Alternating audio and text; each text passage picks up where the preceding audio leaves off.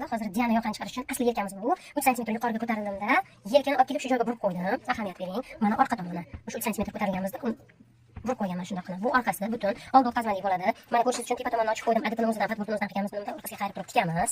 Endi mana bu yoqani bundoq bichib oldik, qizlar. Endi matoni teng ikkiga ajratib olingan matoni bichishni boshlaganimda bizda 7 sm bo'y kalta keldi. Ana shuning uchun mana bu отделкасini mana 7 sm mana yuqoridan cho'qqa bilan birgalikda 10 sm oldim. Qo'shib yuboramiz. Mana bu rasichkamizga e'tibor berasiz, skirtdan berganimga. Sababi mana shu joygacha tekis keladi. Bu joygacha tekis kelgandan keyin bu tomonni burmaga yig'amiz. Mana bu mana shu kirtimdan bu yog'i burmaga yig'ilib kelganda mana bundoq holat hosil bo'ladi qizlar. Mana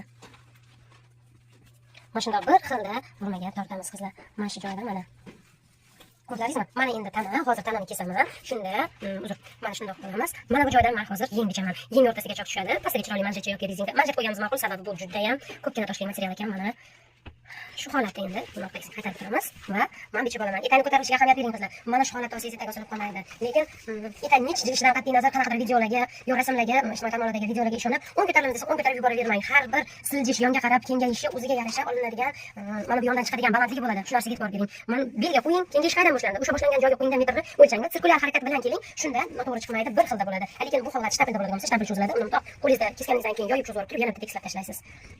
Mana shundoq holat qizlar jonlar, shundoq mana shu joyga birlashtiramiz va tayyor holatini ham siz bilan o'rtoqlashaman.